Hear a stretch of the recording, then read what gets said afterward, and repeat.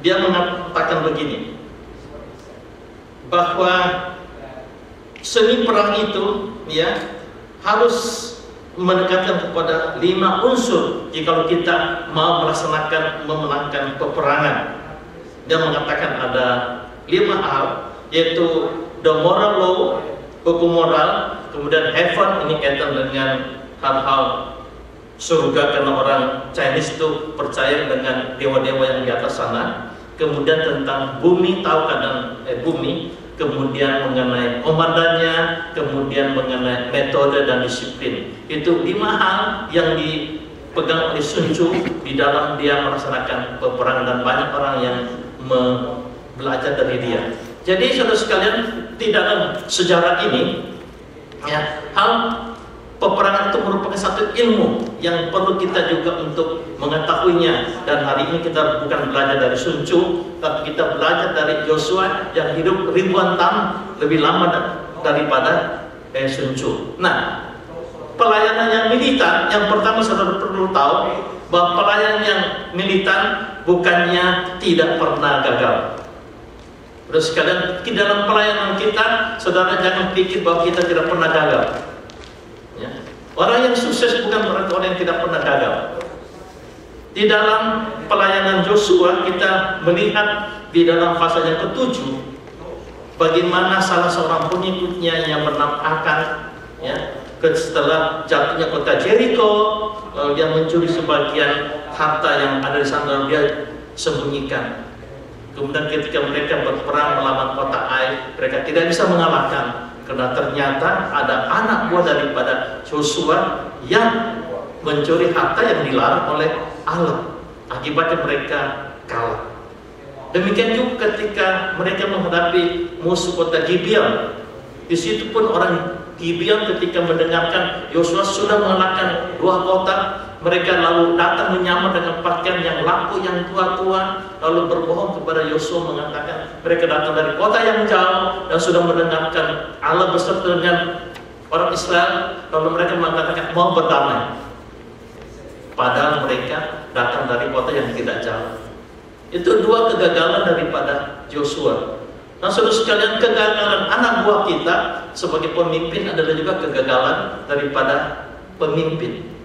Jadi seorang yang melayani Tuhan, yang melakukan pelayanan militan, jangan kita berpikir bahwa kita tidak pernah gagal. Please, ini diperhatikan. Seorang bisnismen yang berhasil di Jepang bernama Honda, semuanya tahu. Pak Hengki pasti tahu kan, mobilnya mobil Honda.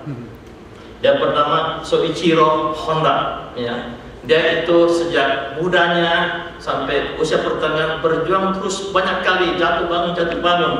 Dan dia mempunyai satu motto. Dia mengatakan, success is 99% failure.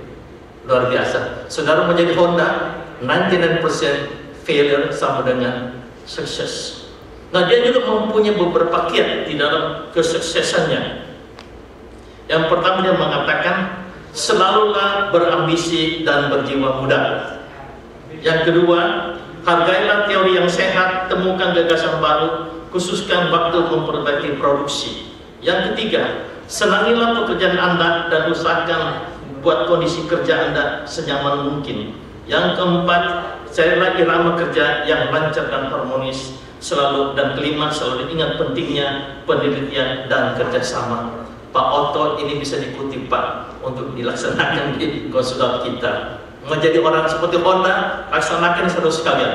Ya, tapi kita semua adalah pelayan-pelayan, jadi kita mau hasil di dalam pelayanan. Jadi sekali lagi saya katakan bahwa seorang yang sukses di dalam pelayanan, jangan anggap bahwa Anda tidak pernah gagal.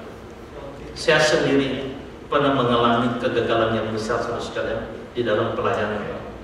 Tapi saya tidak sendirian, karena di dalam Alkitab ada banyak teman saya.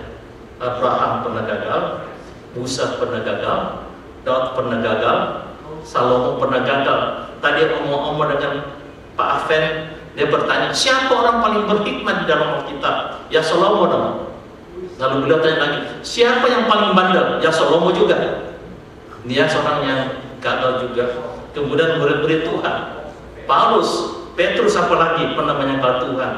Jadi saudara sekalian, di dalam pelayanan kita, jika saudara pernah gagal atau sedang mengalami kegagalan, itu adalah hal yang biasa. Saya senang dengan statement daripada Winston Churchill, Perdana Menteri Inggris pada Perang Dunia Kedua. Dia berkata begini, "Success is not final, failure is not fatal. It is the courage to continue that counts." Bagus ya, bahwa sukses bukanlah akhir segala-galanya, kegagalan bukan berarti tamat, tetapi keberanian untuk meneruskan itulah yang berarti. Amin, saudara sekalian. Saudara dan saya harus mengikuti. Saudara pernah gagal atau sedang gagal, it's okay, tapi jangan berhenti di sana. Courage to continue, that is count. Nah, kita akan melihat beberapa prinsip pelayanan yang dilakukan oleh Joshua. Tapi sebelumnya, saya mau kutip satu kutipan dari sahabat baik saya tinggal di daerah, mungkin Pak Okto kenal juga, yaitu Jenny S. Bev. Dia adalah satu-satunya wanita Indonesia yang paling berhasil di Amerika yang saya tahu. Ya, dia itu sudah menulis 2 buku di Indonesia, diterbitkan oleh perpustakaan UI, dan 2 buku itu royaltisnya dia berikan untuk anak-anak yang tidak mampu untuk bersekolah. Nah, salah satu bukunya adalah Rahasia Sukses Yang Terbesar. Saudara mau sukses, baca bukunya Jenny. Nah, dia ada satu kutipan, ya. Dia itu sudah menulis kurang lebih 80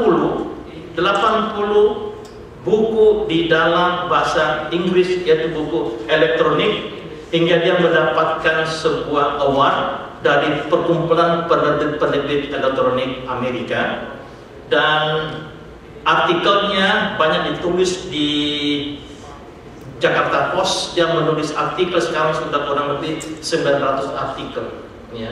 Dia itu mungkin satu-satunya wanita asal Indonesia yang berhasil di Amerika. Nah, dia memberikan di dalam bukunya Rahasia Sukses Yang Terbesar, dia memberikan satu poin apa yang paling penting. Dia katakan begini, sukses adalah mengetahui tujuan hidup. Bukan ini. Jadi dengan memberi barang sedikit saja apa yang kita miliki kepada mereka yang sungguh-sungguh memerlukan, maka dunia akan menjadi sedikit lebih baik daripada kemarin. Ini Jenny, orang Indonesia, ya. Ini apa itu sukses? Memberikan sedikit dari apa yang kita miliki kepada orang yang memerlukan, maka saudara bisa membuat dunia ini hari ini lebih baik daripada kemarin. Itu salah satu definisi sukses. Nah, kita akan melihat dari Joshua, pelayanan yang militan adalah pelayanan yang bagaimana. Yang pertama, saudara sekalian, pelayanan yang militan yaitu percaya akan janji Allah. Percaya akan janji Allah. Bagian Alkitab ini dari Yosua 3:1-3-6, untuk saya sudah berulang-ulang saya baca, tetapi baru tahun-tahun ini berbicara secara khusus. Coba kita perhatikan ayat yang ketiga.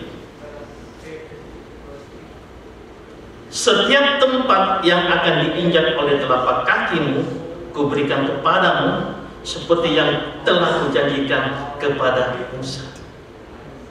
Saya sudah baca ayat ini puluhan kali, tapi baru tahun ini, heran juga, baru tahun ini klik.